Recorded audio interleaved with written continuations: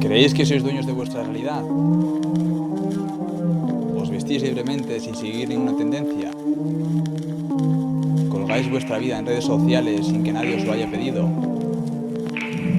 ¿Votáis libremente? Ya os imagináis que si os lo pregunto es porque no. No hacéis nada de eso siendo totalmente libres porque estáis influenciados por todos los estímulos y la cultura de vuestro alrededor desde que nacéis. ¿Quién crea entonces esa realidad? Pues en gran medida los medios de comunicación y las personas que saben cómo manipular a la sociedad a través de ello. Para conocer un poco mejor cómo se formaron y son hoy en día los medios de comunicación, tenemos que irnos a su origen.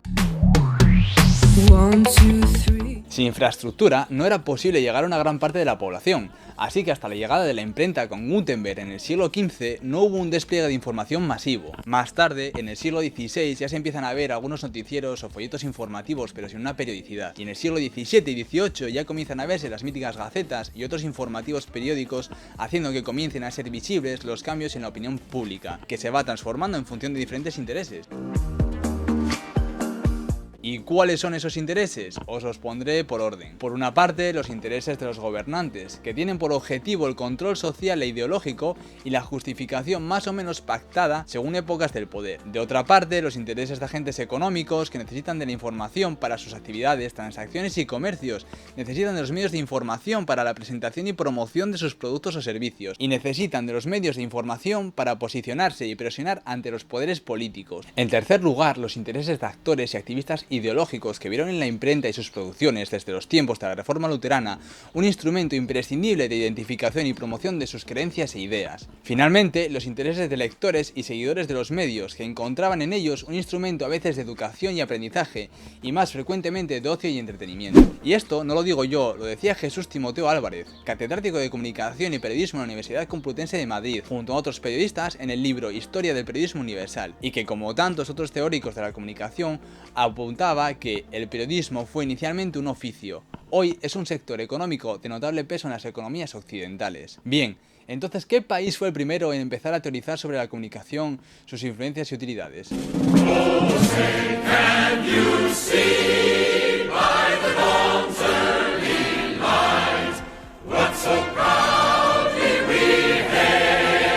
Efectivamente, Estados Unidos fue el primero en interesarse de forma académica por el estudio de la publicidad bajo el mandato del demócrata Woodrow Wilson. No hablaremos mucho de él porque se merece un vídeo para él solo, pero podemos decir que consiguió, en medio de la confusión que había al inicio del siglo pasado, poner gobiernos afines en México, Haití y República Dominicana, aunque también logros más amables como la jornada laboral de 8 horas. Y hoy hacemos referencia a él porque bajo su mandato se creó el primer Comité de Información Pública, o como se conoce normalmente, Comité Krill.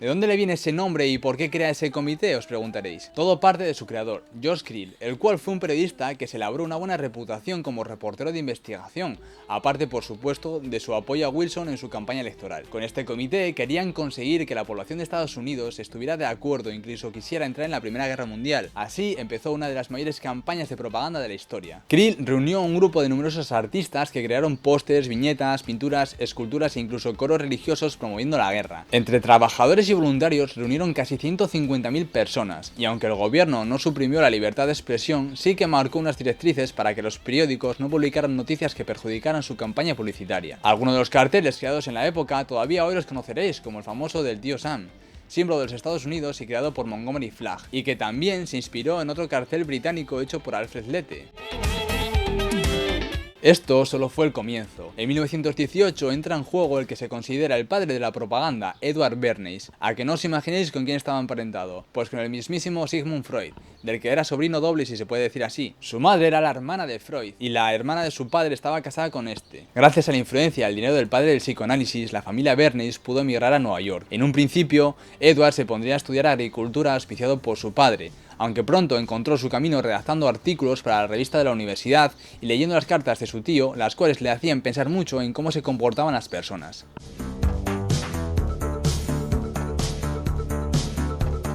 Como os había dicho, entró fuertemente en la Comisión Krill y su técnica propagandística más destacada fue la de utilizar celebridades para promocionar sus ideas. Como dijo el mismo Bernays años después, utilizamos esta técnica, la idea de la promoción a través de un comité de celebridades, muchas veces desde entonces, porque creo que aún es el método más útil en una sociedad múltiple como la nuestra para señalar el apoyo de una idea por parte de los variados elementos que componen nuestra sociedad.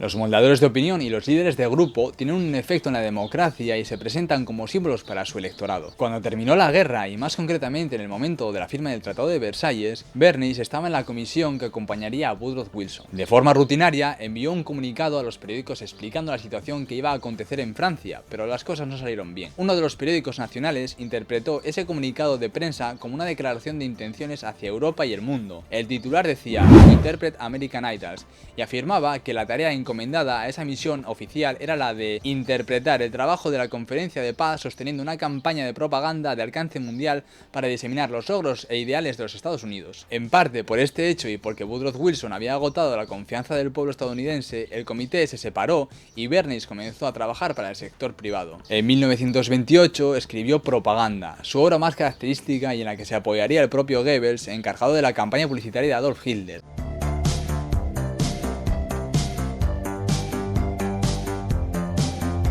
Y es que antes de que empezara a trabajar para determinadas empresas, los estadounidenses no desayunaban huevos con panceta, los varones no llevaban reloj de pulsera y las mujeres no fumaban porque estaba mal visto.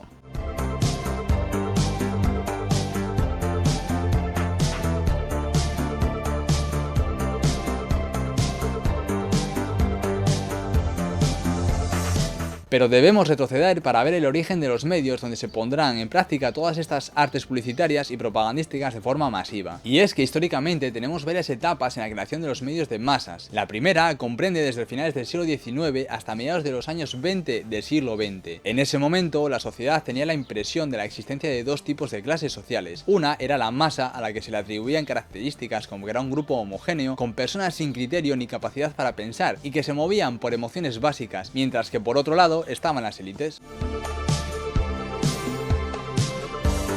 Esto técnicamente se denomina como paradigma de la sociedad de masas y fue algo en lo que se apoyaron tanto la Comisión Krill como otros organismos gubernamentales como el Ministerio de Información del Reino Unido. Durante este periodo, las masas consumían prensa amarillista con gran cantidad de mentiras, pero a su vez se le abría el mercado audiovisual con las primeras proyecciones en cines, con precios económicos y asequibles para gran parte de la población y accediendo a ideas poco extendidas.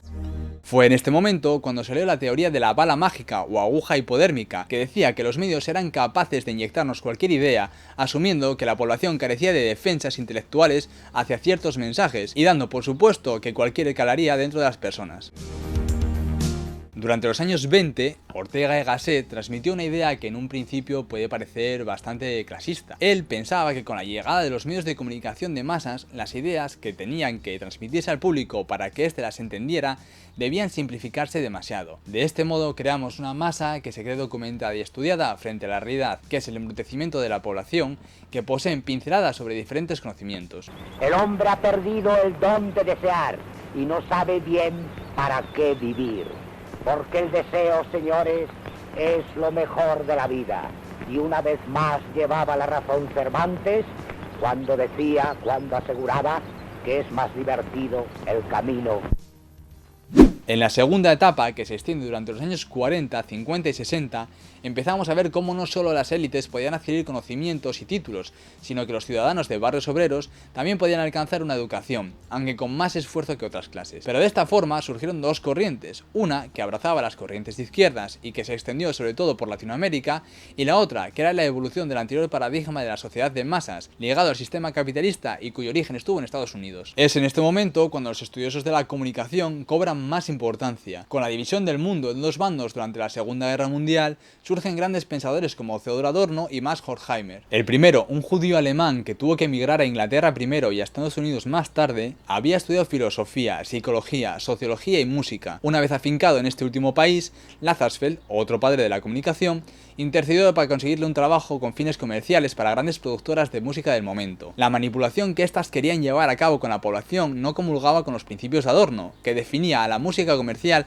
como carente de alma y sin cualidades artísticas que imponían a los ciudadanos mediante la presión de los medios de comunicación con intereses comerciales, haciendo que las personas se idiotizaran respecto a sus gustos musicales, perdiendo refinamiento y quedando reducidos a la categoría de niños con interés por los ritmos fáciles que son escuchados durante un breve periodo de tiempo para ser olvidados por completo después. Atentos a cómo lo expresaba. Zur Empörung gesellte sich, ebenso weltweit, eine Musik, die im Nachhinein entsetzlich kitschig klingt, damals aber ein Mittel des Protests war.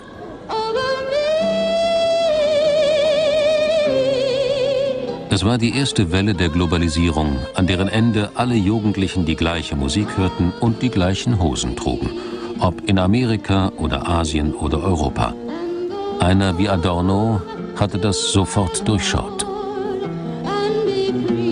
Ich glaube allerdings, dass Versuche, politischen Protest mit der Popular Music, also mit der Unterhaltungsmusik, zusammenzubringen, deshalb zum Scheitern verurteilt sind, weil die ganze Sphäre der Unterhaltungsmusik, auch wo sie irgendwie modernistisch sich aufputzt, so mit dem wahren Charakter, mit dem Amüsement, mit dem Schielen nach dem Konsum verbunden ist, dass also Versuche, dem eine veränderte Funktion zu geben, ganz äußerlich bleiben. Und ich muss sagen, wenn also dann irgendjemand sich hinstellt und auf eine im Grunde doch schnulzenhafte Musik dann irgendwelche Dinge darüber singt, dass Vietnam nicht zu ertragen sei, dann finde ich, dass gerade dieser Song nicht zu ertragen ist, weil er, indem er das Entsetzliche noch irgendwie konsumierbar macht, schließlich auch daraus noch etwas wie Konsumqualitäten herauspresst.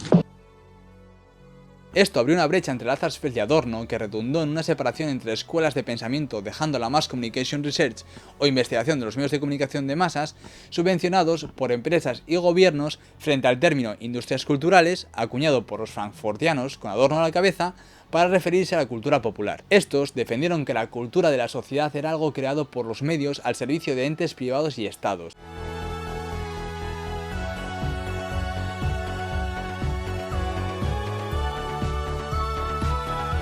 A finales de los años 60 nos introducimos en una etapa más caótica a la hora de clasificar diferentes teorías y vemos que no hay una gran agrupación en torno a ninguna, ya que no tenían un contenido que abarcara una gran cantidad de información, aunque sí que son muy válidas. En estos momentos surge la modernidad y posmodernidad. Para entender mejor esta etapa, os voy a poner varios ejemplos de pequeñas teorías que pueden reflejar la realidad. Una de ellas es la agenda setting. Es una teoría que trata de explicar por qué recibimos un cierto tipo de noticias y no otros. Lo primero que podríamos decir es que esta teoría fue acuñada por Maxwell McCombs, periodista estadounidense, a día de hoy expresidente de la Asociación Mundial para la Investigación de la Opinión Pública y miembro de la Asociación Internacional de Comunicación, y Donald Shaw, también periodista y escritor, cuya ocupación se podría definir como científico social. Juntos dieron vida a la teoría de la agenda setting en 1972. En ella intentan reflejar cómo los medios exponen un tipo u otro de noticias, creando una percepción a veces distorsionada de la realidad. Estas noticias son uno de los mayores aportes que nos ofrecen los medios.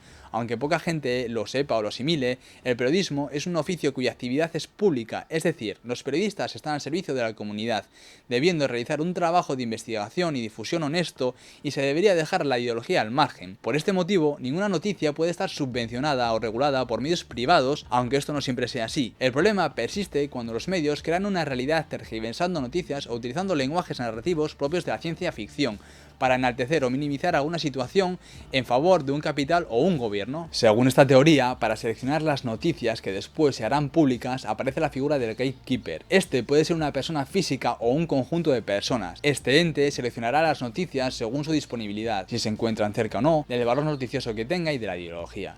Y finalmente, las últimas decisiones las tomarán las organizaciones más complejas y con más poder.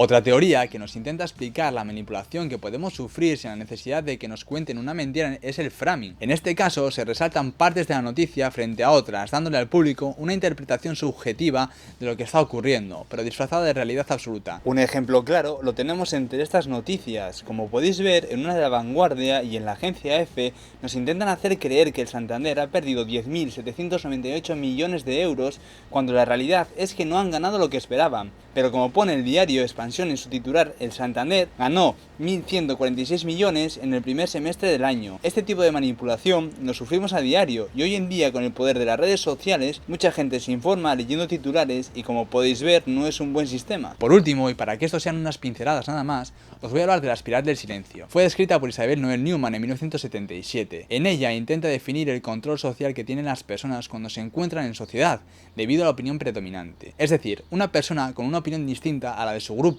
será mal vista por tener pensamientos diferentes. Esta teoría surge en un momento en el que la televisión tenía una gran relevancia y era capaz de encasillar a diferentes grupos diferenciados de población en torno a una idea. De esta manera, marginamos a las personas con pensamientos críticos, haciendo perdurar las opiniones de las grandes masas, inducidas a su vez por las opiniones de los líderes que utilizan las herramientas que poseen a su alcance para adormecer a la población. Wir haben einen Talkgast heute, eine Dame. Ich stehe gerne auf. Ich begrüße Frau Prof. Dr. Elisabeth Nölle-Neumann.